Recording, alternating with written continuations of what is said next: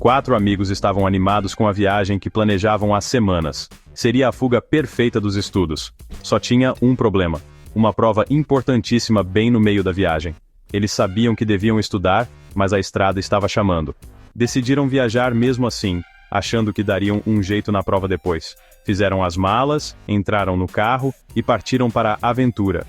Curtiram a liberdade da estrada, cantaram junto com suas músicas favoritas, pararam em restaurantes de beira de estrada para comer pastel com caldo de cana e dividir histórias.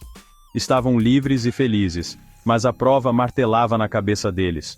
Precisavam bolar um plano. O que dizer para o professor? Precisavam de uma boa desculpa, algo convincente. Afinal, não queriam se dar mal. Enquanto dirigiam, as ideias fervilhavam. Pensaram em dizer que ficaram doentes, tiveram um problema familiar, mas nada parecia bom o suficiente. Finalmente, decidiram. Diriam que o pneu furou. Ao voltar para a faculdade, os amigos foram falar com o professor.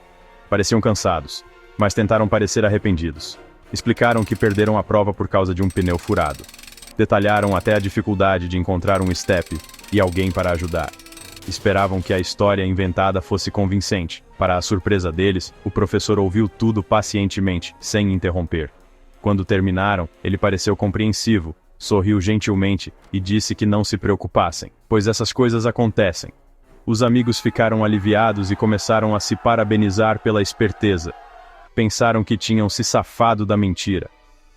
"Vou marcar uma nova prova para vocês amanhã", disse o professor. Os sorrisos dos amigos se desfizeram. Eles esperavam ter mais tempo para se preparar. "Amanhã?" Um deles gaguejou. "Sim", respondeu o professor calmamente. "Amanhã. Mesmo horário. Mesma sala." Os amigos foram pegos de surpresa. Hesitantes, concordaram em refazer a prova no dia seguinte. Quando se viravam para sair, o professor falou novamente. "Antes que vocês vão, só tenho uma pergunta." Os amigos pararam e se viraram com o coração na mão. Sabiam que algo estava errado. Estavam tão focados na mentira que não consideraram a possibilidade de perguntas adicionais. "Qual pneu furou?" perguntou o professor com um sorriso conhecedor. Os amigos congelaram. Olharam uns para os outros em pânico, seus rostos ficando pálidos.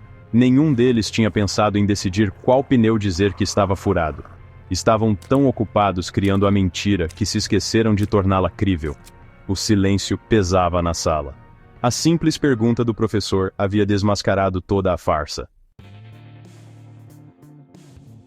Um dos amigos, incapaz de suportar o peso da mentira, confessou. Admitiu que inventaram a história do pneu furado e que, na verdade, tinham viajado em vez de estudar. Os outros, envergonhados e arrependidos, confirmaram com a cabeça.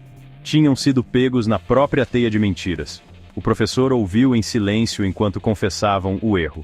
Quando terminaram, ele não gritou nem os repreendeu. Em vez disso, falou com decepção, mas também com compreensão.